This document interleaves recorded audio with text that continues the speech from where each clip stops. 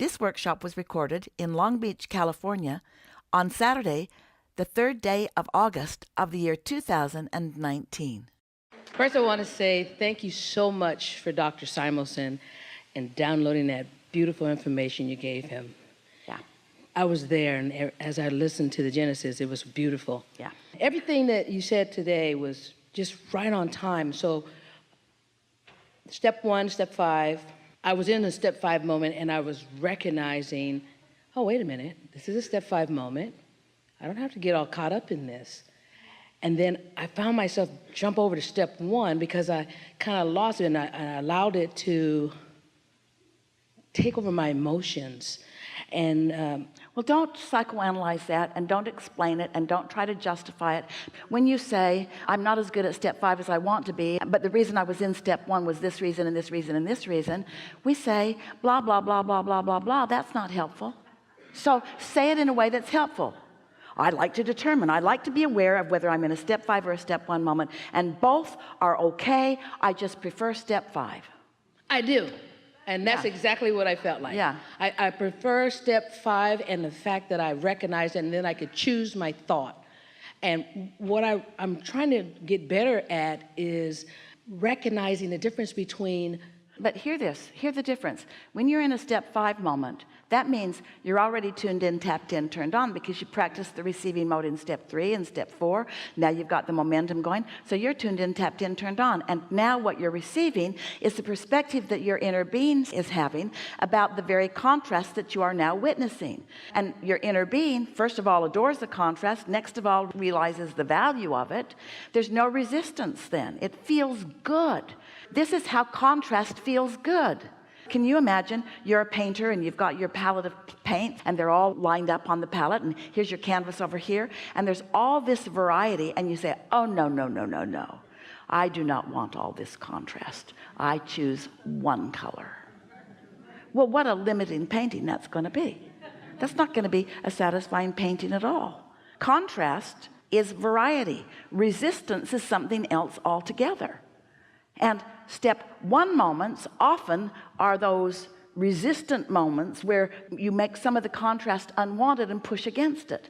And so instead of it going away, it just comes more. Where a step 5 moment is realizing that there's contrast and you can choose from it the colors of the palette that you want. And I guess where I'm getting confused at is I'm seeing that I can choose, right? But I guess I'm getting in the way with when I'm choosing, like, wait a minute. Well, a lot of you are too much in your head, and part of that is because as you come into this teaching and you want to be a deliberate creator, we've talked about so many things and you're trying to do them all at once. What we really want you to do is to realize that you took care of it in step 1 and we took care of it in step 2, and now it's time for you to just chill and find out what you can let in, and stop trying to justify the good that's coming to you through the behavior that you're offering. And most of all, stop paying attention to what anybody else thinks about what you're doing. Okay. Step 1, contrast caused me to put it into my vortex. Step 2, it's your job to take care of the rest. And we are so good at our job. You should see the steady attention that we have on what you want, and you should see the cooperative components that have come. There's enough in there to keep you happily, joyfully unfolding for 20 or 30 lifetimes. It's big, big, big, big, awesome, awesome stuff in there. And so when I'm in that receiving mode and I'm receiving, I'm getting these highs and I'm on this stream and I'm flowing. I'm like, oh my God, that was so good. Oh wow, that was really good. And is there any downside to that? Is there? No. Well, it felt like you were leading up to something. Well, what it was so good, and I want to be better practicing the flow. That's it. I just want to continue practicing the flow, and we give you permission to do being that. happy.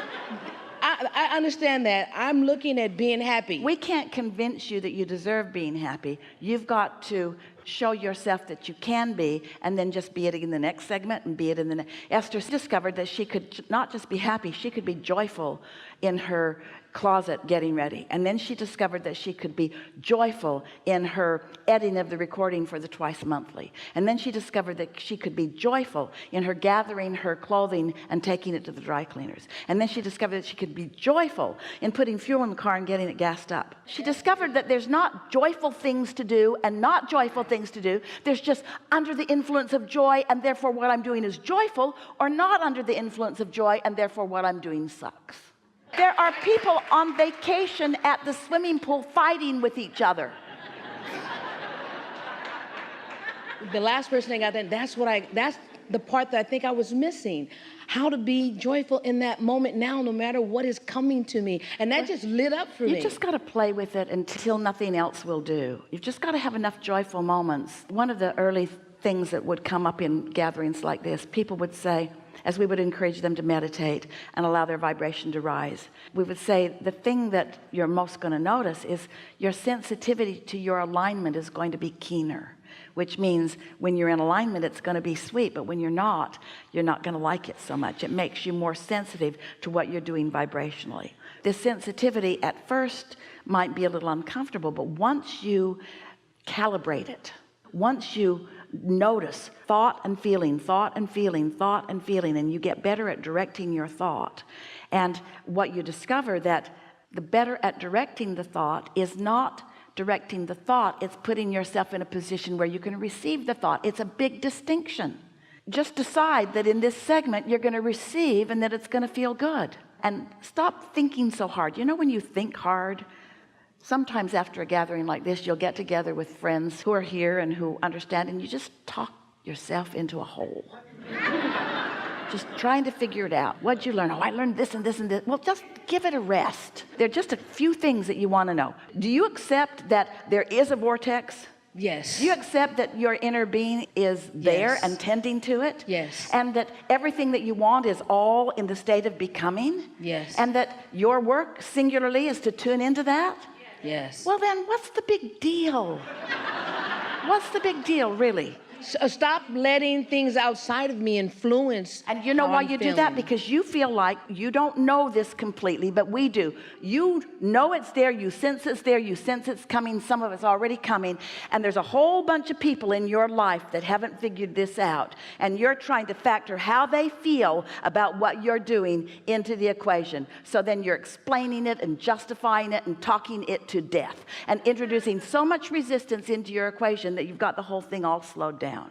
When you open to this kind of energy, Esther and Jerry used to tease that they should put this on the disclaimer that you sign when you come in that says all the things that make this flow more easily. Oh, and by the way, you can't go back.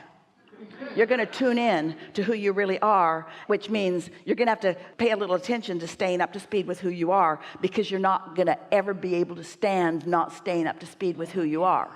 Yeah.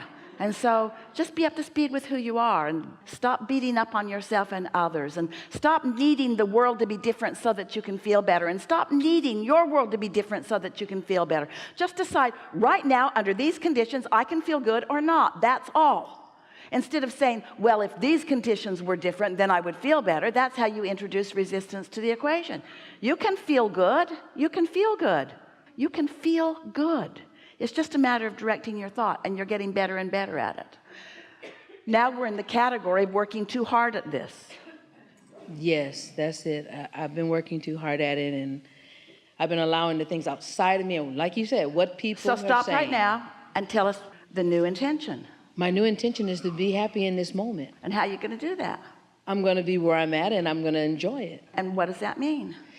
That means wherever I go, and I'm going to segment intent. I'm going to make an intention of what I would like to do. I'm going to make a decision. And what are you going to do when somebody who knows you walks into your experience and delivers a problem that they've delivered to you on many occasions and expects a certain response from you?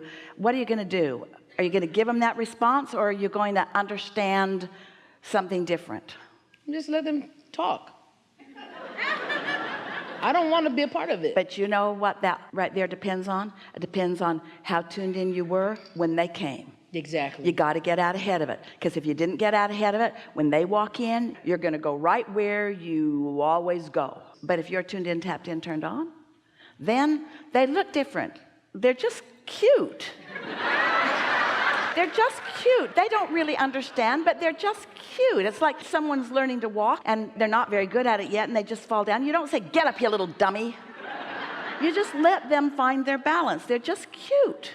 They're just cute. They're finding their balance and they're watching you walk. That's why they even want to walk, is because they're watching you. They watch you be happy. They watch you chill out. They watch good things come to you. They watch you be easy about things. They watch you laugh heartily. They watch you change. They watch you evolve. You don't let them hold you to the old standards that you used to be at. This is the thing that Esther's understanding. She's talking to Jerry about it all the time. "Okay, Jerry, I'm going to think about this the way you're now thinking about it, and I'm not going to keep that rule that we promised we'd always keep, okay?" You have to let yourself evolve. And where you're evolving to is joyful moment. And just because somebody's eating out of the dumpster doesn't mean that you shouldn't be happy about your new red car. This is a really good time for a segment of refreshment.